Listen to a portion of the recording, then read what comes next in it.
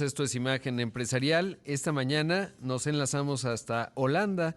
Allá está Daniel Zavala Araiza. Él es científico senior y experto en medición satelital de emisiones de metano, justamente porque recientemente se dio a conocer que Google y el Environmental Defense Fund hay un satélite de Google que va a estar midiendo el metano, evidentemente las emisiones de metano, que son un gran contributor o contribuyen, no sé si contributor es una palabra que exista, pero sí, contribuyen al calentamiento global, es decir, al efecto invernadero y por lo tanto al calentamiento de la atmósfera del planeta. Daniel, ¿cómo estás? Buenos días, gracias por tomar esta comunicación. Hola Rodrigo, buenos días y buenos días al auditorio. Qué gusto. Oye, quizás primero dimensionar cuál es el efecto que tiene el metano, porque obviamente todos escuchamos pues de las emisiones de dióxido de carbono, que evidentemente contribuyen al efecto invernadero, es decir, que entra el calor, ya no sale de la atmósfera, se calienta y eso, bueno, pues genera muchos cambios en los patrones climáticos y una serie de situaciones que a veces se reflejan, por ejemplo, en México en sequías, etcétera. Y el caso del metano, digamos, qué tan potente es y sobre todo típicamente, además de las vacas, ¿quién lo emite?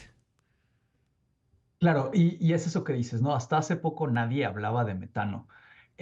Como bien mencionas, el dióxido de carbono se atrapa el calor y se queda en la atmósfera más o menos un siglo, ¿no? Entonces, cuando pensamos en calentamiento global y dióxido de carbono, lo que estamos pensando es qué tanto se va a calentar el planeta. El metano es mucho más potente en atrapar el calor que el dióxido de carbono. En los primeros 20 años después de que es emitido es 80 veces más potente, pero permanece en la atmósfera menos tiempo, cerca de 10 años. Entonces, lo que nos contesta las emisiones de metano es qué tan rápido se está calentando el planeta. Entonces, hay una oportunidad ahí porque si reducimos las emisiones de metano, podemos cambiar o desacelerar el calentamiento global y eso como sociedad nos permite adaptarnos mejor. Claro. Como bien dices, el metano viene principalmente de tiraderos de basura, el sector ganadero, pero también el metano es el principal como componente del gas natural. Entonces, la industria petrolera en la producción de petróleo y gas es una de las principales fuentes emisoras de metano a nivel mundial. Ahora, y es importante esto que te pregunto, ¿se ve, digamos, el metano si uno va, por ejemplo, en un campo ganadero, se alcanza a apreciar el metano o en un tiradero, sobre todo porque quizás las personas nos alarmamos más cuando vemos una gran fábrica, una refinería, etcétera, y dices, ay, mira, está contaminando, qué terrible. Pero el metano tiene una característica que pues parece invisible al ojo humano y eso lo hace más complicado, ¿no? Porque en la discusión pública pues quizás por eso no hablamos tanto de metano. Justamente, o sea, el metano es invisible a simple vista. De ahí la importancia de tener tecnologías que ya existen, como este satélite, para transformar lo invisible en visible. Y de alguna manera la gran noticia, la oportunidad es, sobre todo en el sector hidrocarburos, se conoce perfectamente cómo controlar las emisiones y las soluciones son de muy bajo costo. ¿Por qué? Porque el gas que no se escapa a la atmósfera es gas que se puede utilizar como combustible.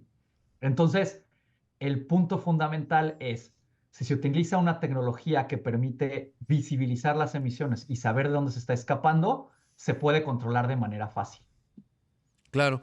Ahora, con este satélite, bueno, primero saber, ¿ya había otros satélites que detectaran metano? Recuerdo muy bien cómo, por ejemplo, en algún momento la agencia de noticias Reuters decía, Pemex en Campeche está quemando, bueno, hay mucha emisión de metano de parte de petróleos mexicanos. De hecho, recientemente la compañía presentó su plan para mitigar justamente el metano y como dices, bueno, pues siendo las empresas petroleras vinculado al gas natural y bueno, saber si es el primer satélite y qué agrega este satélite que Google junto con ustedes en el Environmental Defense Fund, pues estarán monitoreando con un nuevo aparato.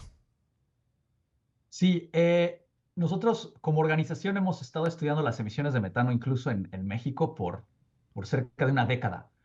Y y hay otros satélites, como bien dices, que ya permiten hacer este monitoreo. Pero todos los otros satélites son un poco como navajas suizas, ¿no? Están midiendo muchísimas cosas. Están Ah, midiendo dióxido de carbono, están midiendo metano, están midiendo cuestiones de la superficie terrestre. Y entonces, al estar tratando de recolectar tantos datos, no son especialmente buenos para una sola cosa. Lo que nosotros hicimos fue diseñar un satélite y un instrumento que fuera exactamente lo que se necesita para enfrentar esta problemática. Entonces, el satélite fue lanzado al espacio el lunes en uno de los cohetes de SpaceX. El lanzamiento fue satisfactorio, el satélite ya se encuentra orbitando nuestro planeta y hoy en día es el instrumento más poderoso que existe para encontrar las fugas de metano y poder cuantificar su tamaño. Entonces, es Claro, eso, ¿no? O sea, tener un instrumento específicamente diseñado para solucionar esta problemática. Y si puedo añadir rápido, no es claro. solo que el instrumento sea tan poderoso, sino que además los datos que estamos recolectando y que van a empezar a fluir van a poder ser accesados por todo el mundo de manera gratuita y transparente. Ah, Porque conforme bien. tanto industria como gobierno tome medidas, queremos que haya transparencia de que las acciones realmente se están tomando. Qué importante. Ahora, ¿en qué sitio vamos a poder consultar esas emisiones de metano? Y saber si, pues ya decía, se colocó, ya está generando datos, o sea, fue tan rápido. Los datos se empiezan a recolectar ya desde el primer momento. Hay unos meses que toma el satélite calibrarse y revisar la calidad de los datos. Esperamos que hacia el verano los datos ahora sí empiecen a fluir a la plataforma. La plataforma de datos donde están disponibles sin costo son methanesat.org y lo que está haciendo el satélite es mapear o buscar la contaminación a nivel mundial. Entonces está cubriendo 80% de la producción mundial de petróleo y gas. Y en ese 80% mundial, evidentemente, se encuentra nuestro país, ¿no? Entonces estará recolectando los datos de México en las regiones productoras de petróleo y gas. Qué interesante, me parece fascinante. Y Google puso, digamos, el dinero en lanzar. Es carísimo lanzar cualquier cosa y luego es carísimo desarrollar un satélite. Google, digamos, colocó eso o cómo, cuál fue la alianza, digamos, en Sí, términos de ustedes y por otro lado lo que hizo Google. sí, o sea, nosotros el Environmental Defense Fund es una organización ambiental sin fines de lucro. El proyecto, el costo total de diseñar el satélite y lanzarlo al espacio es de aproximadamente 88 millones de dólares. Esa cantidad de dinero nosotros como organización la recolectamos, es dinero filantrópico. Hay distintas organizaciones y fundaciones que colaboraron a esta cantidad y el proyecto, ya que estaba armado, la contribución con Google tiene que ver más bien con el procesamiento de datos, ¿no? O sea, Ah, los datos que recolecta el satélite y que tienen que ser analizados para calcular las emisiones prácticamente en tiempo real, fluyen a la nube, que es lo que colabora Google, y Google tiene una plataforma de análisis de datos que se ha utilizado con otros satélites, y entonces ahí está esa alianza estratégica, ¿no? O sea, Google como actor que nos permite hacer el procesamiento de los datos del satélite. qué interesante, pero los 88 millones de dólares, o sea, la parte más difícil, digo, sí, sí, qué bueno que Google tiene una infraestructura fantástica, muy vasta, pero ¿cómo recolectaron los 88 millones de dólares? ¿En cuánto tiempo? Y supongo que habrá aportes de algunos gobiernos, organismos El, internacionales multilaterales. sí, digo, el proyecto desde su diseño hasta el día de hoy, digamos, hasta su lanzamiento ya al espacio, fueron aproximadamente 5 o 6 años. Bien. Eh, Nosotros como organización, como ONG, es como nos financiamos, ¿no? O sea, no recibimos dinero de corporaciones porque evidentemente queremos Ajá, influenciar claro. que la industria cambie. Entonces, distintas fundaciones, por ejemplo, la fundación de Jeff Bezos, Ah, que tiene una fundación para temas ambientales, aportó una gran cantidad de dinero. Hay otra fundación en Estados Unidos que se llama TED, los que organizan las las pláticas TED. pláticas. Ellos también donaron dinero. El gobierno de Nueva Zelanda se interesó en el proyecto porque ellos en su país tienen muchísimas emisiones de metano del Sí, sector del ganadero. ganadero. Pues esto es Imagen Empresarial. Esta mañana está con nosotros Daniel Zavala Araiza, científico senior experto en medición satelital de emisiones de metano. Él está en el Environmental Defense Fund, una organización, como él ya nos decía, no gubernamental. Y vaya dato, pues todo el proyecto de colocar, bueno, lanzar y colocar un satélite que especializado en medir las emisiones de metano, pues tuvo un costo de $88 millones, lo que nos decía Daniel hace un momento. Interesante porque, bueno, pues la fundación de Jeff Bezos, nos decías, Daniel, aportó dinero y se lanzó en un cohete de SpaceX, ¿no? Eso es interesante, pero realmente eso, digamos, es curioso, pero lo importante es la relevancia de lo que están haciendo ustedes y saber, bueno, obviamente todos podremos consultar los datos que emita el satélite, pero obviamente será importante también los informes que se hagan, tanto los que hagan ustedes, por ejemplo, destinados a cada país, y preguntarte de la coordinación que haya con organizaciones en cada país, por ejemplo, para que aquí en México de repente algún organismo diga, pues Pemex simplemente ha ignorado, digamos, lo que había dicho en su plan y sigue emitiendo metano como si no hubiera un mañana. Lo estoy diciendo obviamente coloquialmente, y entonces, bueno, generar presión en los distintos países a propósito de la información y el análisis de la misma que se va generando, o cómo va a ser esa importante misión. Sí, y lo contestaría con distintas formas en las que nos hemos acercado a actores o organizaciones interesadas en esos datos, ¿no? O sea, un ejemplo sería, hemos tenido acercamiento con inversionistas y con el sector financiero, y en la medida en la que ellos toman decisiones sobre seguir, por ejemplo, proveyendo recursos financieros a operadores de la industria petrolera, tienen interés en que estos datos de metano les sirvan como guía. Entonces, es un ejemplo. Hemos tenido acercamiento con gobiernos, como el gobierno mexicano y muchos otros gobiernos, en las que los reguladores tienen este interés para monitorear la contaminación y para entender momentos en los que la contaminación se salga de ciertos niveles, ¿no? Entonces, eso también ha estado pasando.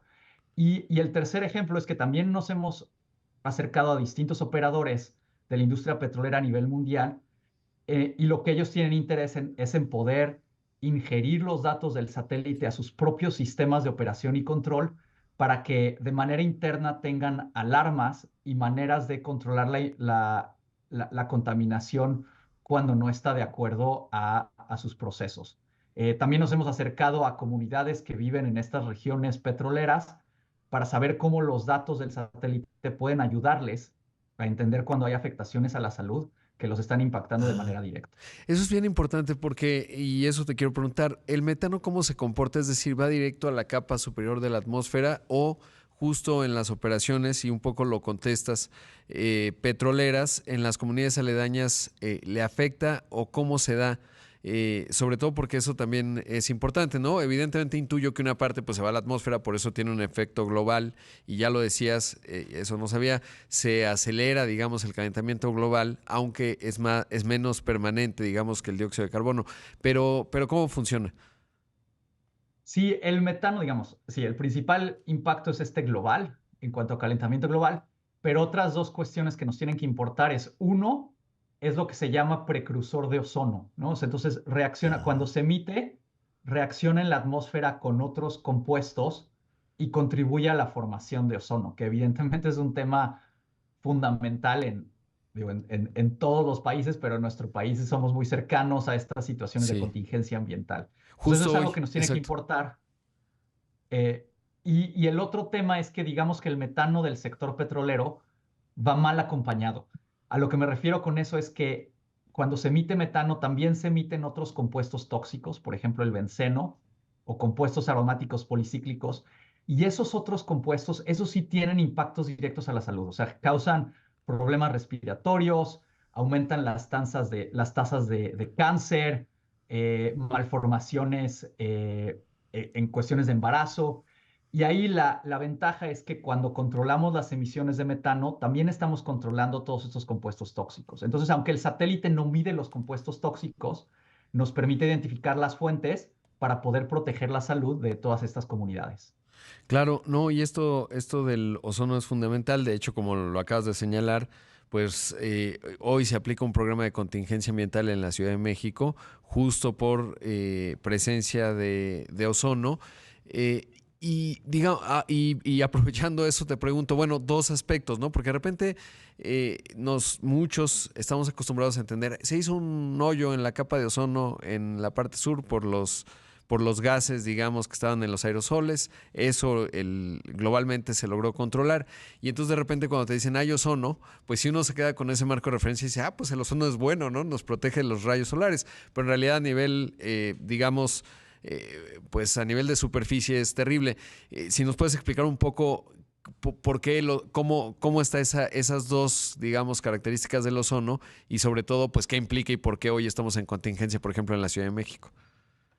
Claro, o sea, y ahí creo que lo explicas muy bien. O sea, es el tema, el ozono se transporta en distintas capas de la atmósfera, ¿no? Y entonces el ozono que se transforma a las capas más altas de la atmósfera es este ozono que de alguna manera nos protege, como bien decías, de este agujero en la capa de ozono, pero el ozono que se queda, digamos, acumulado más cerca de la superficie es el que tiene todos estos impactos en cuanto a deterioro de la calidad del aire y claros afectaciones a la salud. Y ese es el que hay que asegurar que no se haga esa acumulación, ¿no? Entonces, en el caso del metano, si tenemos emisiones de metano, por ejemplo, en la zona del Golfo de México, con gran cercanía a ciudades como pueden ser el caso de Villahermosa, ahí es donde estas emisiones de metano se pueden transportar a estas regiones urbanas y contribuir a que se genere este Ah. ozono que se queda acumulado cerca de la superficie. Y de hecho eso te diría, pues hay que medirlo, ¿no? Porque si no hay sensores en Villahermosa o en Campeche, pues hay que ponerlos porque sí que te interesa ver. Ahora, y aprovechando eso, en la zona de la Ciudad de México, ¿habría metano vinculado a la producción de gas? Pues según yo no, pero pues está una refinería de Tula y tal, y eso puede ser importante. Claramente ahí es multifactorial, ¿no? Pero Sí, es multifactorial. De ahí, digo, más allá de ciertas emisiones, porque algo importante decir es, el metano del sector petrolero no es solo en los pozos de excavación, ¿no? O sea, ajá, las emisiones las encontramos de los pozos hasta, digamos, las centrales eléctricas y, como bien dices, las refinerías que están utilizando el gas como combustible. En todos lados puede haber fugas de metano. También en los gasoductos hay fugas de metano. Entonces, en todos esos lados puede haber y otra vez tenemos que visibilizarlas para actuar. Dentro de la ciudad existen otras fuentes de metano, como pueden ser los tiraderos de basura claro. y los rellenos sanitarios. Aunque no es la prioridad del satélite, el satélite también va a estar recolectando datos de ciudades y de sector ganadero para poder entender cómo entrarle a estos otros sectores, ¿no? Porque Sí. también se tienen que reducir esas emisiones. Sí, ahí hay una discusión fascinante, por ejemplo, en la proteína animal o obviamente el ganado. No está muy sencillo como entender eso y a pesar de que hay propuestas, y eso lo agrego yo, digamos, de carne sintética, etcétera, realmente en la escala que se requiere en cuanto al cultivo de células no parece que va a ser una opción inminente y viable por la escala, digamos, de la cadena que hay en términos de alimentos y de la proteína. Entonces, pues es toda una discusión cómo lograrlo y bueno, de los rellenos sanitarios ahí sí hay más tecnología, ¿no? De repente ese gas metano, cuando se produce bien, se puede procesar y eso incluso se recicla y alimenta ciclos energéticos y entonces ahí se puede ayudar, pero claramente el punto importante es el tema petrolero. Daniel, primero felicitar al Environmental Defense Fund, felicitarte a ti, pues es un científico mexicano allá en Holanda participando en una causa global que además pues me parece fundamental porque 88 millones de dólares parece barato con respecto a los efectos que nos puede prevenir y lo diría prácticamente en los efectos económicos y eso es clave. Enhorabuena por ello y gracias por la entrevista. Espero pues volver a hablar muy pronto porque creo que es un tema que hay que mantener muy vigente. Muchas gracias. Muchísimas gracias. Ahí escuchamos y vimos a Daniel Zavala Araiza, que está allá en Holanda. Él es el científico senior experto en medición satelital de emisiones de metano en el Environmental Defense Fund, una amplia experiencia. Es doctor, obviamente, en ciencias ambientales y la verdad es que qué orgullo, por un lado, ingeniero por la Ibero, pues que esté participando en esto que es tan importante.